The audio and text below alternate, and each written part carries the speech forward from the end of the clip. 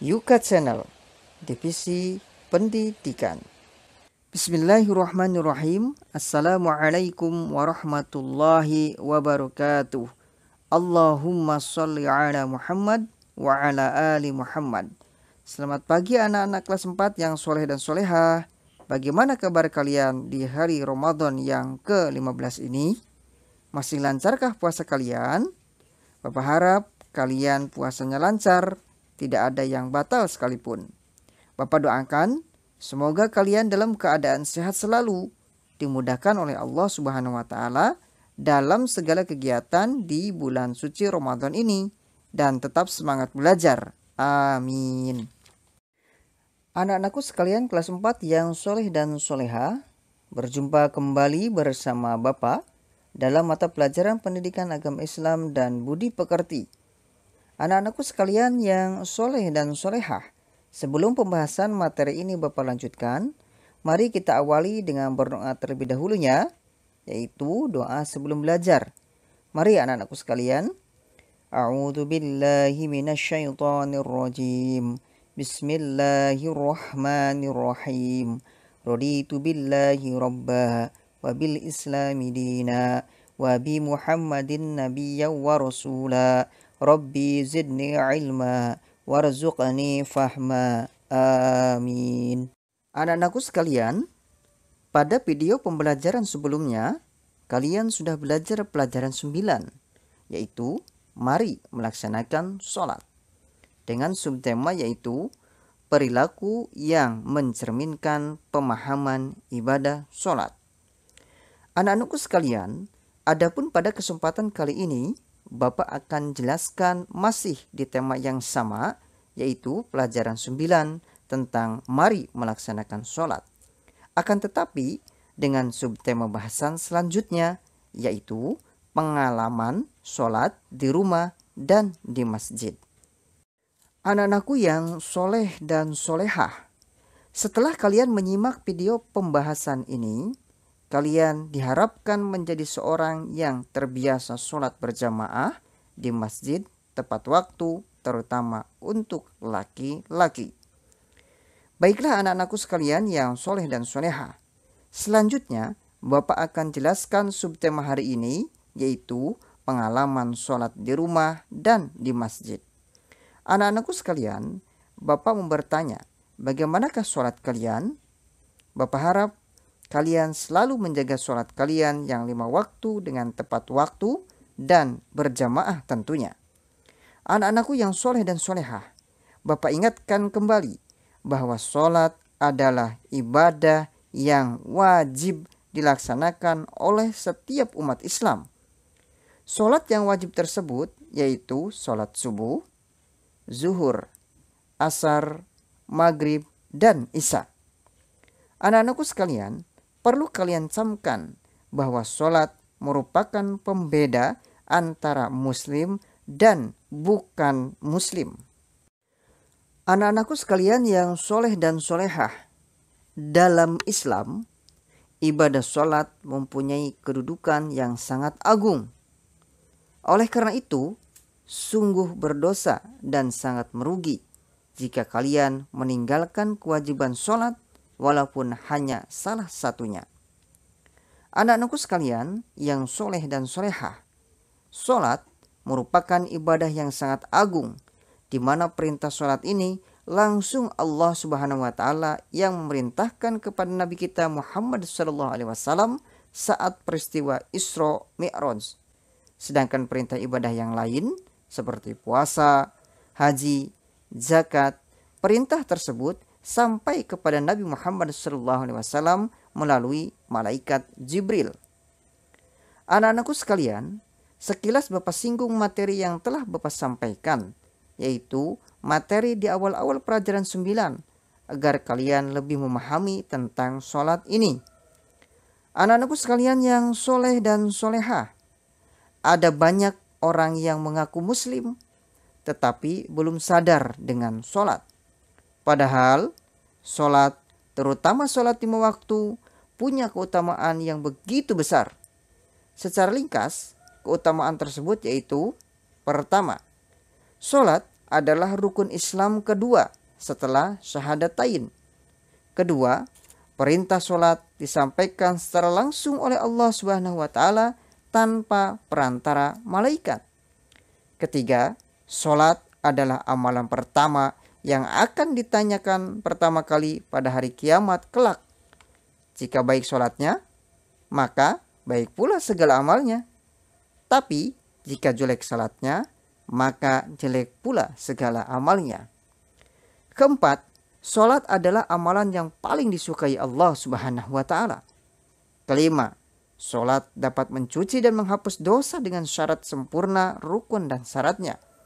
Keenam, sholat dapat mencegah perbuatan keji dan munkar. Ketujuh, orang yang khusyuk dalam setiap sholatnya akan menjadi penghuni surga Firdaus.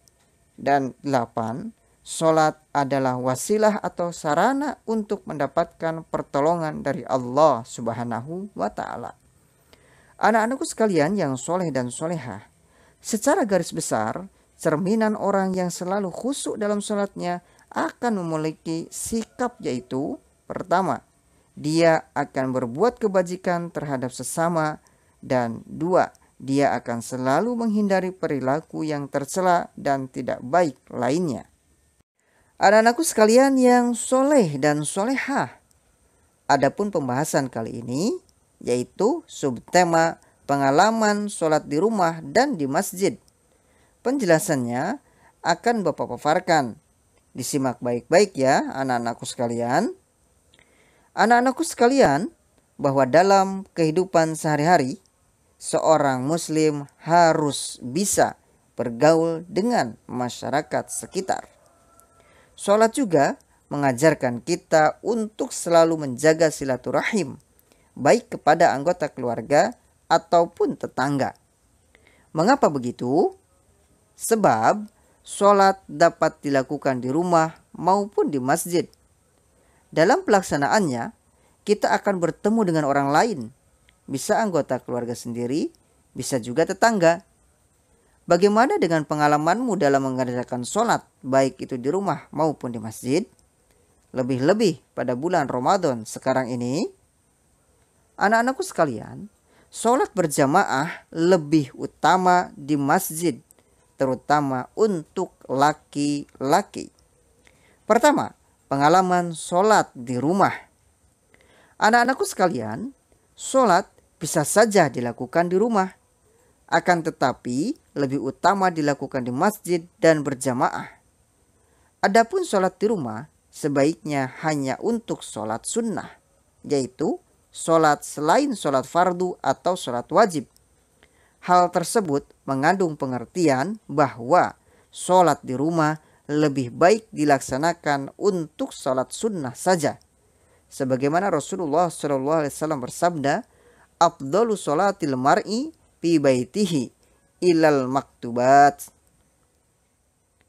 Artinya, sebaik-baik sholat seseorang adalah di rumahnya, kecuali sholat wajib. Hadis riwayat Bukhari. Anak-anakku sekalian, sekali lagi dapat dikatakan bahwa sholat wajib lebih baik dikerjakan di masjid secara berjamaah. Adapun sholat sunnah, kalian boleh laksanakan di rumah. Anak-anakku sekalian, ada beberapa faedah yang bisa kita ambil dari sholat sunnah di rumah. Di antaranya yaitu, pertama, mengikuti ajaran Rasulullah SAW. Kedua, memberi contoh yang baik bagi anggota keluarga yang lain. Ketiga, setan akan jauh dari rumah yang di dalamnya rajin didirikan sholat dan zikir. Dan keempat, lebih ikhlas dan terjauh dari sikap ria atau pamer. Pengalaman sholat di masjid. Anak-anakku sekalian yang soleh dan solehah, seperti yang telah dijelaskan sebelumnya, bahwa seorang muslim yang sholat di masjid akan mendapatkan keutamaan dari Allah Subhanahu wa Ta'ala.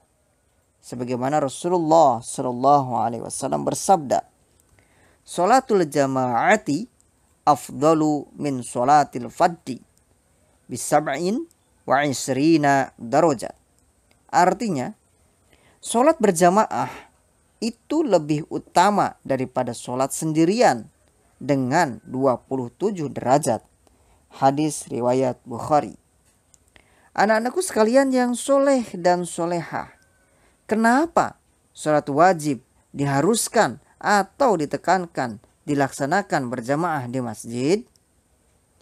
Sebab pada zaman Rasulullah Shallallahu Alaihi Wasallam dahulu ada seorang buta yang bertanya kepada Rasulullah Shallallahu Alaihi Wasallam, apakah dirinya tetap harus sholat di masjid? Rasulullah Shallallahu Alaihi Wasallam bertanya kepada orang buta tersebut, apakah dirimu mendengar azan? Si buta tadi menjawab, ya. Dan Rasulullah Shallallahu Alaihi Wasallam pun bersabda, penuhilah seruan azan tersebut. Dari penjelasan hadis Nabi di atas memberikan pengertian kepada kita bahwa tetaplah sholat berjamaah di masjid. Nah, anak-anakku sekalian, jadi sholat 5 waktu atau sholat wajib seperti subuh, zuhur, asar, maghrib dan isya seharusnya dilakukan secara berjamaah dan dilakukan di masjid. Karena berjamaah dan dilakukan di masjid lebih utama daripada sholat sendirian ketika sholat wajib. Nah, anak-anakku sekalian, lantas bagaimana dengan sholat wajib kalian? Nah, anak-anakku sekalian yang soleh dan solehah, demikian penjelasan yang dapat Bapak sampaikan pada subbab terakhir di pelajaran 9 materi mari melaksanakan sholat, yaitu pengalaman sholat di rumah dan di masjid. Bapak berharap sekali lagi setelah kalian menyimak penjelasan Bapak di video ini dan penjelasan materi di video sebelumnya, menjadikan kalian menjadi muslim yang selalu menjaga sholat wajib secara berjamaah di masjid. Baiklah anak-anakku sekalian yang soleh dan solehah, adapun tugas untuk hari ini yaitu kalian mengerjakan soal yang terdapat di LKS halaman 48 sampai dengan 51, yaitu Romawi 1, Romawi 3, dan pengayaan di halaman 51. Soal-soal tersebut untuk mengevaluasi sejauh mana pemahamanmu tentang materi pelajaran 9, yaitu mari melaksanakan sholat. Adapun tugas hari ini yaitu tanggal 27 April 2021 dikumpulkan hari Senin tanggal 3 Mei 2021 insya Allah. Baiklah anak-anakku yang soleh dan solehah, sampai jumpa di pembelajaran selanjutnya ya. Tetap semangat ya anak-anakku. Banyak-banyaklah berdoa mumpung kita berada di bulan suci Ramadan. Dan mohonlah kepada Allah SWT agar wabah corona ini segera berakhir dan kita bisa belajar tatap muka kembali seperti biasanya. Bapak akhiri, subhanakallahumma wa bihamdika asyhadu an la ilaha illa anta astaghfiruka wa atubu ilaik.